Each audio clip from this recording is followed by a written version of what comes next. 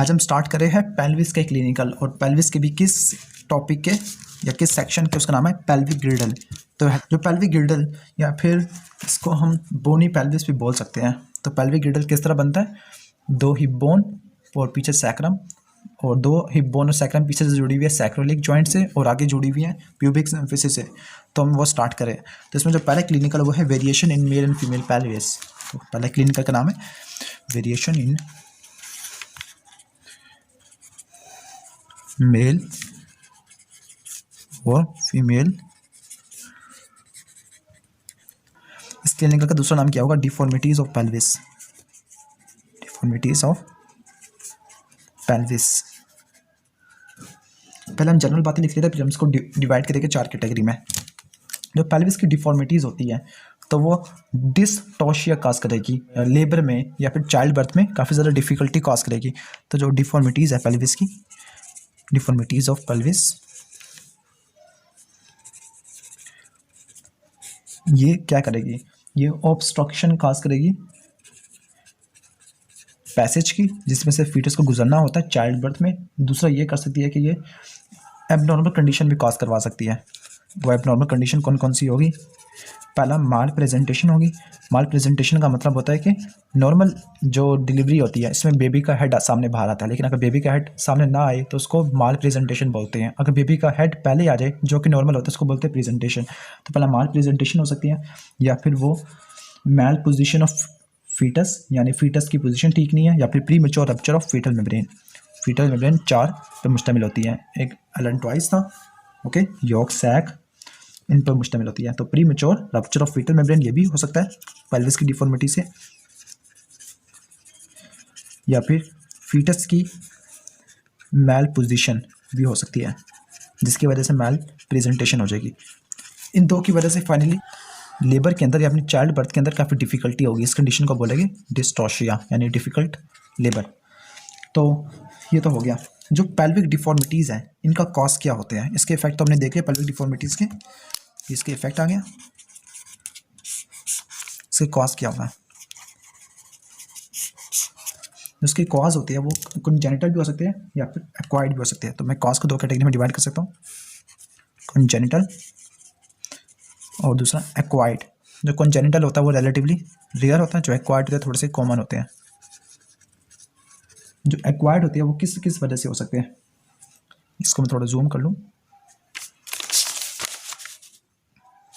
जो एक्वायर्ड किसी डिजीज़ की वजह से भी हो सकते हैं, जैसे गोनोरिया हो गया, या फिर पोस्चर ठीक नहीं था, पुअर पोस्चर था, जैसे क्रिस क्रॉस लेग पोजीशन। और तीसरा ये हो सकता है कि पेल्विस फ्रैक्चर हुए इंजरी की वजह से, इसकी वजह से एक्वायर्ड डिफॉर्मिटीज़ हो सकती हैं। तो ये तो हो गया। अब जो पेल्विस नॉर्मली जो हम पेल्विस को हम चार कैटेगरी में डिवाइड कर सकते हैं on the basis of the normal anatomical variation या फिर एनाटॉमिकल फीचर्स की वजह से। तो वो चार कैटेगरी कौन कौन सी है यहाँ पे लिख देते हैं। Pelvis number 1, number 2, number 3, number 4। जो पहली कैटेगरी है उसका नाम है गाइनोकॉइड, दूसरा एंड्रॉइड, तीसरा एंथ्रोपॉइड, चौथा प्लैटिपोलाइड। यहाँ पे लिख देते हैं उसको, गाइनेकॉइड, एंथ्रोपॉइड, पहले एंड्रॉइड लिखते हैं, फिर एंथ्रोपॉइड, फिर प्लैटिपॉइड। गाइनोकॉइड है जो नॉर्मल फीमेल पेल्विस होता है, वो गाइनोकॉइड होता है, जिसकी टिपिकल फीचर्स आपको पहले बता चुका था। टिपिकल फीचर्स क्या थे वो भी देख लेते हैं, यहाँ पे लिख लेते हैं। गाइनोकॉइड के बारे में लिखते हैं, नॉर्मल फीमेल पेल्विस, और इसके अंदर क्या क्या कॉमन चीज़ें थी। उसका पेल्विक इनलेट था वो राउंड होता है और ओवल होता है, तो ओवल लिख देते हैं यहाँ पर। और इसका वाइड ट्रांसवर्स डायमीटर होता है, वाइड ट्रांसवर्स डायमीटर होता है। और ये तकरीबन हम कह सकते हैं कि ये 40% वुमेन में होता है, 40% वुमेन में होता है। दूसरा पेल्विस है एंड्रॉइड पेल्विस। चलो पहले गाइनोकॉइड पेल्विस की डायग्राम किस तरह से होगी। तो ये गाइनोकॉइड पेल्विस की डायग्राम होगी इस तरह से। तो आपको एक गायनाकॉइड पेल्विस नजर आ रहा होगा, इसको मैं जूम करके दिखा दूं। इसका आपको वाइड ट्रांसवर्स डायमीटर देखने को मिलता है, एंटीरियर पोस्टीरियर डायमीटर। इसको हम ड्रॉ भी कर सकते हैं। इसको हम इस तरह से, इसको हार्ट शेप इस तरह से बनाना, ओवल। इसको हम यहाँ पर,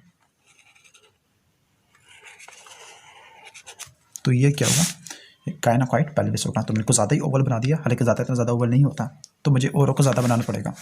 नेक्स्ट कैटेगरी एंड्रॉइड, जैसे एंड्रॉइड फून होता है, बस इधर एंड्रॉइड पेल्विस भी होगा।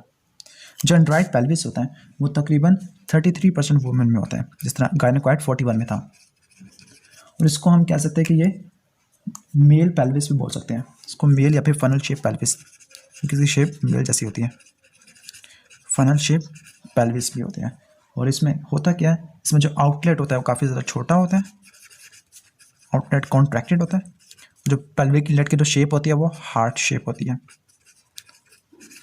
तो इसकी डायग्राम कैसी होगी एंड्रॉइड पेल्विस की, तो आपको दिखा देता हूँ। तो ये देखिएगा, ये एंड्रॉइड पेल्विस है बिल्कुल, ये गायनाकॉइड पेल्विस था देखेगा, और ये एंड्रॉइड पेल्विस है जिसकी शेप बिल्कुल हार्ट शेप है। तो इसको भी हम ड्रॉ कर लेते हैं यहाँ पर। तो इसकी शेप हार्ट शेप होगी। डायग्राम मेरी इतनी अच्छी नहीं है, लेकिन तकरीबन हार्ट इस तरह से ही हो जाएगा। तो ये हो गया। अब होगा एंथ्रोपॉइड। एंथ्रोपॉइड एक स्पीशी होती है, उस वैरायटी क्या होता है पेल्विस, तो उसे कहेंगे हम एंथ्रोपॉइड वैरायटी, एंथ्रोपॉइड वैरायटी।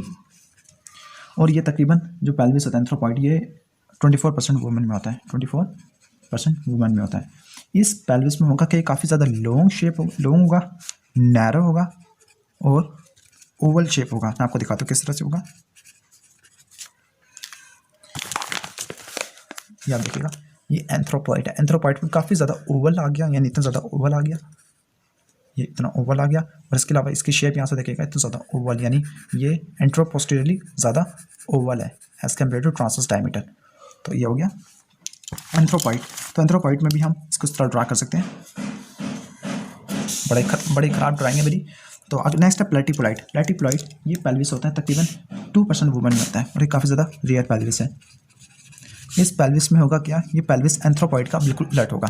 तो ये वाइड पेल्विस होगा जिसका transverse diameter relatively anteroposterior diameter से थोड़ा ज़्यादा होगा। तो उसका मैं आपको दिखा देता हूँ। ये होगा प्लेटिपोलाइड पेल्विस, जिसमें देखिएगा ये ऊपर वाले पेल्विस का तकरीबन उलट है, यानी इसका जो एंटीरियर पोस्टीरियर डायमीटर ज़्यादा बड़ा है लेकिन इसका ट्रांसवर्स डायमीटर ज़्यादा बड़ा है। तो ये तो हो गया पेल्विस वेरिएशन। नेक्स्ट क्लिनिकल हम स्टार्ट करने वाले, उसका नाम है पेल्विक डायमीटर्स या pelvic conjugate. Next clinical is pelvic conjugate या फिर पेल्विक डायमीटर्स। हम थोड़ा स्पीड मारते हैं क्योंकि काफ़ी ज़्यादा टाइम लगाती है इसमें।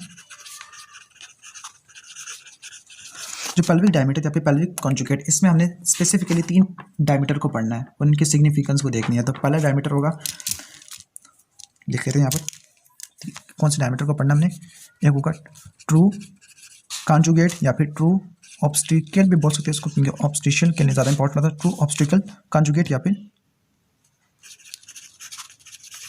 इसको हम ट्रू भी बोल सकते हैं या फिर ऑब्स्टिकल। दूसरा होगा डायगोनल कॉन्जुगेट, जो डायगोनली पड़ा होगा, डायगोनल कॉन्जुगेट, ओके। और जो तीसरा होगा वो हमने देखना इंटर स्पाइनस डिस्टेंस। कौन सा डिस्टेंस, इंटर स्पाइनस डिस्टेंस। तो हम 1 बाय 1 इसको स्टार्ट करते हैं। जो पहला जो कॉन्जुगेट या डायमीटर है वो है ट्रू कॉन्जुगेट।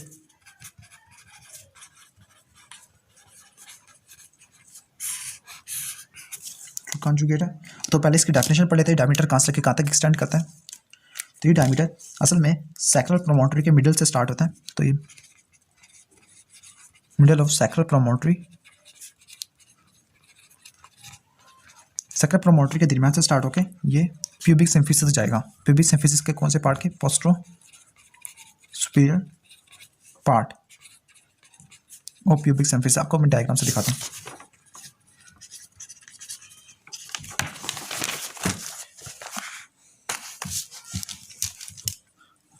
इस डायग्राम में देखिएगा ये कौन सी बोन है, ये सैक्रम है।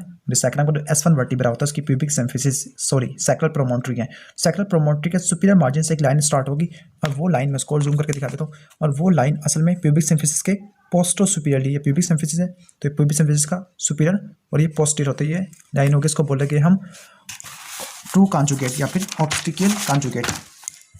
तो जो ऑब्स्टिकल कॉन्जुगेट है इसकी सिग्निफिकेंस क्या है, ये सबसे वो नैरोवेस्ट, ये सबसे नैरोवेस्ट है, नैरो नहीं है बल्कि सबसे नैरोवेस्ट डिस्टेंस है लेजर पेल्विस का, जिसमें से फीटस को जरूर पास होना होता है। ये डायमीटर हम इसलिए पढ़ते हैं क्योंकि ये पता चलाने के लिए कि ये जो चाइल्ड बर्थ होगी वजाइना के जरिए हो सकेगी या नहीं, या फिर सिजेरियन सेक्शन करना पड़ेगा। तो ये नर्वस डिस्टेंस है जिसमें से बेबी के हेड को जरूर पास करना पड़ता है वजाइना डिलीवरी में, लेकिन इस डिस्टेंस को मेजर नहीं कर सकते। This distance can not be measured. Why? Because pubic symphysis के पीछे एक बड़ा सा स्ट्रक्चर पड़ा होता है, उसका नाम है ब्लेडर। तो ब्लेडर रुकावट बना होता है जिसकी वजह से हम इसको मेजर नहीं कर सकते। दूसरा हम स्टार्ट कर रहे हैं, वो उसका नाम है, दूसरा डायमीटर वो है डायगोनल कॉन्जुगेट। डायगोनल कॉन्जुगेट, जो डायगोनल कॉन्जुगेट है वो स्पेसिफिकली कहाँ से कहाँ तक एक्सटेंड करता होता है। डायगोनल कॉन्जुगेट ये प्यूबिक सिम्फिसिस के पोस्टो इन्फीरियर, यानी ये भी स्टार्ट होगा सैक्रल प्रोमोटरी से, लेकिन ये पोस्टो इन्फीरियर जाएगा, मिडल ऑफ सैक्रल प्रोमोटरी से जाता हुआ ये फाइनली जाएगा postero inferior part of pubic symphysis.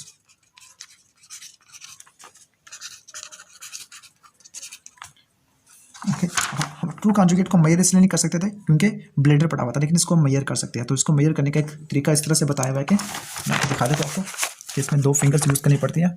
तो एक फिंगर कौन सी, इंडेक्स फिंगर यूज़ करे, तो उसने इंडेक्स फिंगर से सैक्रल प्रोमोटरी को पाल्पेट किया और दूसरे से इसने थंब से किसको पाल्पेट किया, सैक्रल प्यूबिक सिम्फिसिस को।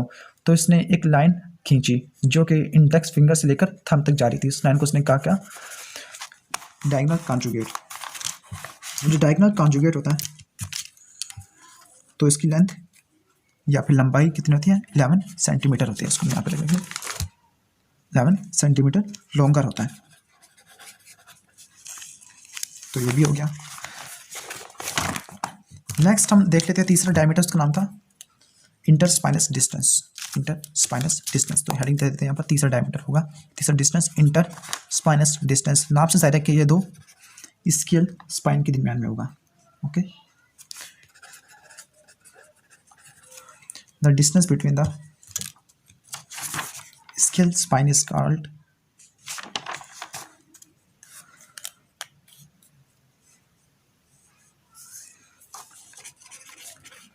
distance between the 2 scale spine, और ये भी नर्वस्ट डिस्टेंस है। अब आप कहोगे कि ट्रू कॉन्जुगेट भी नर्वस था, अभी भी नर्वस है, तो दोनों में डिफरेंस क्या हुआ? दोनों में डिफरेंस होता है कि फिक्सेशन का। जो ट्रू कॉन्जुगेट होता है वो रिलेटिवली फिक्स डिस्टेंस होता है, ट्रू कॉन्जुगेट क्या होता है, फिक्स होता है। लेकिन जो इंटरस्पाइनस डिस्टेंस है वो फिक्स नहीं होता। यहाँ पे लिख देता हूँ मैं, नॉट फिक्स इंटरस्पाइनस। अब ये फिक्सेशन किस वजह से होती है? फिक्सेशन डिपेंड करती है प्रेगनेंसी में डिफरेंट हार्मोन्स पर, स्पेसिफिकली रिलैक्सिन पर, क्योंकि प्रेगनेंसी में बहुत सारे लिगामेंट्स होते हैं वो ढीले पड़ जाती हैं, लैक्सिसिटी आ जाती है, रिलैक्सेशन हो जाती है, जिसकी वजह से जो डिस्टेंस होता है इंटरस्पाइनस डिस्टेंस वो तो चेंज हो जाता है, लेकिन जो ट्रू कॉन्जुगेट है वो चेंज नहीं होता। ये इनका डिफरेंस होता है, तो आपको यह आना चाहिए। नेक्स्ट क्लिनिकल स्टार्ट करने वाले उसका नाम है पेल्विक फ्रैक्चर। तो यहाँ पे हेडिंग दे दो, third is pelvic fractures heading है। तो सबसे पहले हम पेल्विस के कंप्रेशन को देखेंगे, पेल्विक कंप्रेशन। पेल्विस के कंप्रेशन, तो पेल्विस की कंप्रेशन होती है, उसको 2 कैटेगरी में डिवाइड करते हैं कि या तो हम पेल्विस को दबा रहे या कंप्रेस करें आगे पीछे, यानी एंट्रोपोस्टीरियर आगे से पीछे या फिर पीछे से आगे, एंटीरोपोस्टीरियर कंप्रेशन, या फिर पेल्विस को लैटरली कर रहे हैं। जो एंटीरोपोस्टीरियर यानी पीछे बोन्स होती है वो सैक्रम होती है और आगे प्यूबिक सिम्फिसिस यानी प्यूबिस होती है। तो जो एंटीरोपोस्टीरियर कंप्रेशन होती है तो इसके नतीजे में जो हड्डी टूटेगी पेल्विस की वो होगी प्यूबिस का स्पेसिफिकली प्यूबिक रेमस, ये फ्रैक्चर होगा। और कौन सा रेमस होगा, सुपीरियर या फिर इन्फीरियर? तो इन्फीरियर रेमस के ज़्यादा होने के चांसेस होते हैं, तो लिख देते हैं इन्फीरियर। जो लैटरल कंप्रेशन होते हैं पेल्विस के, तो उसके नतीजे में जो हड्डियाँ टूटेगी वो उसका नाम होगा एस्टेबुलम, कैस्टेबुलम लैटरली होते हैं, और इलियम बोन। तो ये 2 बोन्स फ्रैक्चर हो गए। अब हम पेल्विक फ्रैक्चर्स में कॉजेज क्या होते हैं, कि फ्रैक्चर क्यों होता है पेल्विक, तो पेल्विक फ्रैक्चर के कॉजेज ये हो सकता है कि डायरेक्ट ट्रॉमा हुआ, फॉर एग्जांपल ऑटोमोबाइल का एक्सीडेंट, या फिर कोई फोर्स ट्रांसमिट हुई, फॉर एग्जांपल किसी ऊंची जगह से जंप लगाई तो वहाँ पे फोर्स ट्रांसमिट हुई, तो यहाँ पे डायरेक्ट ट्रॉमा हो गया। डायरेक्ट ट्रॉमा में हमने एग्जांपल देनी है ऑटोमोबाइल एक्सीडेंट।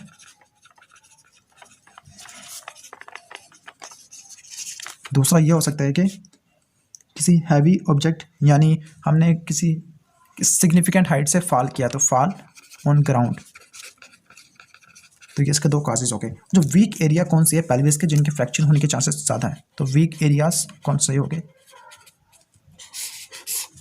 वीक एरियाज इनका आपको पता होना चाहिए जहाँ पे फ्रैक्चर होने के चांसेस ज़्यादा होती है। तो ऊपर बताया था जहाँ पे फ्रैक्चर होते हैं, प्यूबिक रेमाई था, स्पेसिफिकली इंफीरियर वाला, एस्टेबुलम, सैक्रोइलिक जॉइंट वाला रीजन, और ऊपर हमने इलियम का पढ़ा था, तो इलियम का कौन सा पार्ट डैमेज होगा, एला, यानी विंग शेप, एला ऑफ इलियम। इनका इफेक्ट क्या होगा पेल्विक फ्रैक्चर का, इफेक्ट ये होगा कि जो ब्लड वेसल्स डैमेज हो जाएगी, नर्व्स डैमेज हो जाएगी और ऑर्गन्स डैमेज हो जाएंगे, सॉफ्ट टिश्यू यानी मसल डैमेज हो गए, और कौन सी चीज़ डैमेज होगी, ब्लड वेसल्स, नर्व्स, ऑर्गन्स यानी विसरस इफेक्ट हो गए। उसकी वजह से वेरियस कॉम्प्लिकेशन आपको देखने को मिल सकती है। और जो फ्रैक्चर किस एरिया में ज़्यादा कॉमन होती है वो होते हैं प्यूबो ऑब्चुलेटर एरिया। कौन सा एरिया, प्यूबो ऑब्चुलेटर एरिया, जहाँ पे ऑब्चुलेटर फॉर्मेट बनता है। तो ये आपको एमसीक्यू जब भी आ सकता है तो उसका अपना रट्टा मार लेना। नेक्स्ट क्लिनिकल हम स्टार्ट करने वाले हैं वो है रिलैक्सेशन ऑफ पेल्विक लिगामेंट्स। तो इस क्लिनिकल के दो पार्ट हो गए। पहले पार्ट में हम ये देखेंगे कि रिलैक्सेशन किस तरह से होती है, और दूसरे पार्ट में देखेंगे रिलैक्सेशन के साइड इफेक्ट क्या क्या देखने को मिल सकते हैं। तो रिलैक्सेशन ऑफ पेल्विक लिगामेंट, यहाँ पे हेडिंग दे देते हैं number 4, relaxation of pelvic ligaments. अब आगे देख लेते हैं तो रिलैक्सेशन होती क्यों है और इनका बेसिक फ़ायदा क्या होता है वो देख लेते हैं। तो काज ये होगा कि हार्मोन्स हो गए, तो प्रेगनेंसी होगा, प्लेसेंटा की फॉर प्लेसेंटा होता है, वो प्लेसेंटा 3 हार्मोन प्रोड्यूस करता है। 3 हार्मोन कौन से हो गए, एस्ट्रोजन, प्रोजेस्टेरोन, और तीसरा हार्मोन है रिलैक्सिन। नाम से लग रहा है कि इसने लिगामेंट्स की रिलैक्सेशन करानी है, तो इसकी वजह से क्या होगा, फाइनली लिगामेंट्स की रिलैक्सेशन होगी, रिलैक्सिन की वजह से, प्रोजेस्टेरोन की वजह से और एस्ट्रोजन की वजह से। तो काज तो हो गया, इसका इफेक्ट देख लेते हैं।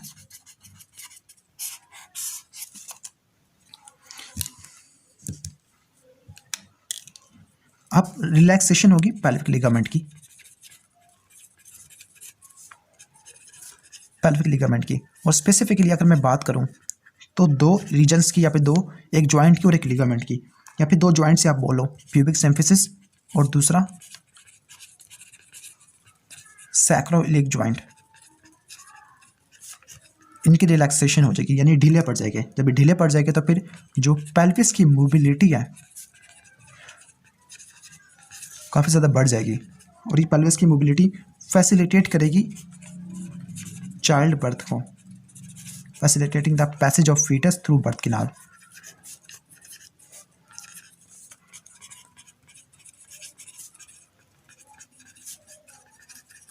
थ्रू बर्थ कैनाल, तो ये तो हो गया। अब मैंने बताया था कि दूसरा पार्ट में था कि इसका साइड इफेक्ट, आपको ये भी बताया था कि जो कौन सा डायमीटर है जो रिलैक्सेशन की वजह से भी इफेक्ट नहीं होता, वो था ट्रू या फिर ऑब्स्टिकल कॉन्जुगेट, ओके, यानी ट्रू कॉन्जुगेट। तो ये आपको पता होना चाहिए। तो फिर इसके साइड इफेक्ट क्या हो गए, इस एक्सेस मोबिलिटी के, किसी भी जॉइंट की जब मोबिलिटी बढ़ती है तो फिर इसके फ्रैक्चर होने के चांसेस भी ज़्यादा हो जाते हैं। तो यहाँ पे लिख देते हैं हम,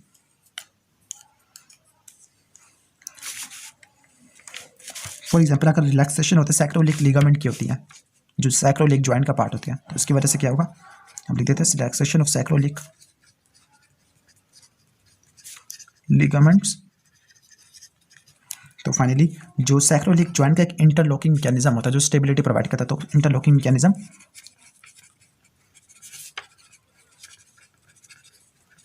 वो रिलेटिवली लेस इफेक्टिव होगा, जो कि पेल्विस की रोटेशन को प्रिवेंट करता है। जब इंटरलॉकिंग मैकेनिज्म लेस इफेक्टिव होगा तो फिर पेल्विस की रोटेशन ज़्यादा होगी। तो यहाँ पे लिख देते हैं ग्रेटर रोटेशन ऑफ पेल्विस। जब पेल्विस की रोटेशन ज़्यादा होगी, स्पेसिफिकली सैक्रम की, तो फिर इसकी वजह से जो कमर के अंदर एक खम्प प्रोड्यूस होगा, यानी एक बैक में एक स्पेसिफिक कर्वेचर प्रोड्यूस होगा, उसको बोलेंगे लॉर्डोटिक कर्वेचर, लॉर्डोटिक, या फिर इसको हम हालो बैक या फिर इसको सैडल बैक भी बोलते हैं। तो ये देखने को मिलता है, यानी प्रेगनेंसी के आखिर में जाके फाइनली जो बैक के अंदर एक बैंड प्रोड्यूस होता है, इसी की वजह से होता है। तो ये तो हो गया relaxation of pelvic ligament. Next start करते हैं स्पोंडाइलोलाइसिस और स्पोंडाइलोलिस्थेसिस, लास्ट क्लिनिकल है। Number 5 spondylolysis and स्पोंडाइलोलिस्थेसिस।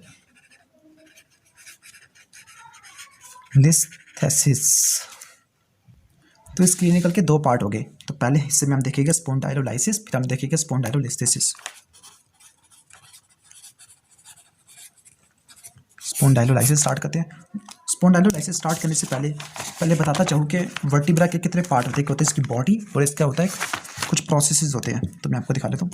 ये क्या है, वर्टिब्रा, और ये वर्टिब्रा की बॉडी है जो आगे की तरफ होती है, और इसका एक स्पेसिफिक एक आर्च बनती होती है, उसको बोलते हैं न्यूरल आर्च या वर्टिब्रल आर्च। और वर्टिब्रल आर्च दो स्ट्रक्चर के ऊपर कॉम्प्रोमाइज़ होती है, दो स्ट्रक्चर पे कॉम्प्राइज होती है।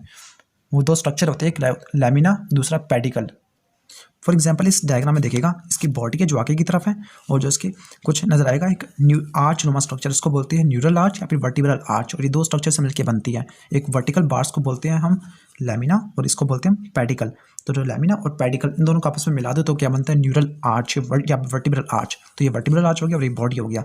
स्पोंडाइलोलाइसिस में ये होता है कि जो वर्टिब्रा होते हैं, वर्टिब्रा की जो न्यूरल आर्च या वर्टिब्रल आर्च इस तरह से फ्रैक्चर होती है कि वो बॉडी से सेपरेट हो जाती है, यानी वो यहाँ से फ्रैक्चर होगी जैसे मैंने ड्रा किया है, जिसकी वजह से बॉडी आगे की तरफ चलेगी और जो आर्च नुमा स्ट्रक्चर पीछे की तरफ चला गया। इस फ्रैक्चर को बोलते हैं स्पोंडाइलोलाइसिस। अगर यूनिलैटरल होता है तो उसको स्पोंडाइलोलाइसिस बोलते हैं। अगर ये बाइलैटरल हो, जिसकी वजह से बॉडी आगे की तरफ ज़्यादा खिसक जाए, तो इसको बोलते हैं हम स्पोंडाइलोलिस्थेसिस। तो एक यूनिलैटरल होगा जिसमें बॉडी अभी तक अटैच है, लेकिन अगर बाइलैटरल हो जाए और वो बॉडी पेल्विस के अंदर चली जाए, स्पेसिफिकली L5 वर्टिब्रा की, तो उसको बोलते हैं स्पोंडाइलोलिस्थेसिस। तो उसको अब लिख लेते हैं यहाँ से।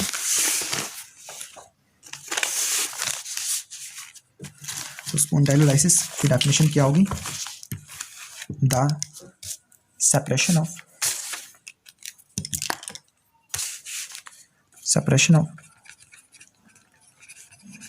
द वर्टिब्रल आर्च, और वर्टिब्रल आर्च को न्यूरल आर्च भी बोलते हैं। इसको मैं छोटा कर लूँ, वर्टिब्रल आर्च या फिर न्यूरल आर्च, जिसमें पेडिकल और लैमिना होता है और बॉडी से सेपरेट हो जाता है। और बॉडी से सेपरेट क्यों हुआ, क्योंकि फ्रैक्चर हो गया ड्यू टू यूनिलैटरल फ्रैक्चर। तो इसको बोलते हैं स्पोंडाइलोलाइसिस। और हम स्पेसिफिकली पेल्विस पढ़े तो हम L5 के बाद करेंगे इसमें। तो L5 का स्पोंडाइलोलाइसिस होगा। अब स्पोंडाइलोलिस्थेसिस क्या होगा वो देख लेते हैं। यानी स्पोंडाइलोलाइसिस कॉज है, स्पोंडाइलोलिस्थेसिस का इफेक्ट है, और इसकी वजह से मजीद इफेक्ट देखने को मिलते हैं। तो स्पोंडाइलोलाइसिस इस तरह से होगा कि अगर बाइलैटरल हो जाए L5 की, स्पेसिफिकली L5 की बाइलैटरल सेपरेशन हो जाए, किसकी, वर्टिब्रल आर्च की बॉडी से, किसकी, L5 की, तो इसकी वजह से जो हमें देखने को मिलता है स्पोंडाइलोलिस्थेसिस। इसमें जो बॉडी होगी वो पेल्विस के अंदर शिफ्ट कर जाएगी, किसकी, L5 की, शिफ्ट इनटू पेल्विस। तो ये तो हो गया। अब इसके इफेक्ट क्या क्या देखने को मिल सकते हैं, तो इफेक्ट नोट करते हैं। चूंकि बॉडी पेल्विस के अंदर चली गई है तो पेल्विस का एंट्रोपोस्टीरियर डायमीटर, क्योंकि वर्टिब्रा पीछे होती है, तो एंट्रोपोस्टीरियर डायमीटर क्या हो गया, कम हो गया। एंट्रोपोस्टीरियर डायमीटर कम हो गया तो फिर डिस्टॉर्शिया होगा, जिसकी वजह से चाइल्ड बर्थ काफ़ी डिफिकल्ट होगी। दूसरा कि जो नर्व्स होगी, स्पाइनल नर्व्स होगी या ब्लड वेसल्स होगी, उनको भी डैमेज कर सकते हैं। तो उसकी वजह से हमें डिफरेंट कॉम्प्लिकेशन देखने को मिल सकती है। तो स्पाइनल नर्व्स या फिर ब्लड वेसल्स डैमेज हो सकती है। तो इस क्लिनिकल में काम की बात यही थी। बाकी आगे मैं लास्ट में बताता है कि जो ऑब्स्टेट्रिशियन होते हैं वो नॉर्मली टेस्ट करते होते हैं स्पोंडाइलोलाइसिस का। तो वो किस तरह चेक करते हैं कि वो फिंगर्स प्रेस करते होते हैं लंबर स्पाइनस प्रोसेस में। अगर स्पाइनस प्रोसेस आगे की तरफ यानी ज़्यादा बाहर की तरफ निकला हुआ है तो उसका मतलब स्पोंडाइलोलाइसिस और स्पोंडाइलोलिस्थेसिस हो चुकी है, क्योंकि बॉडी पेल्विस के अंदर चली जाती है और जो स्पाइन प्रोसेस पीछे की तरफ यानी बाहर की तरफ निकल आता है, जिसकी वजह से अगर हम पाल्पेट करें तो हमें स्पाइन बाहर की तरफ प्रोजेक्ट देखने को मिलती है। तो ये था आज के बारे में। तो अगर वीडियो पूरी देख लिया तो फिर चैनल को सब्सक्राइब भी कर लेना और शेयर भी कर लेना। Thanks for watching. अल्लाह हाफिज़।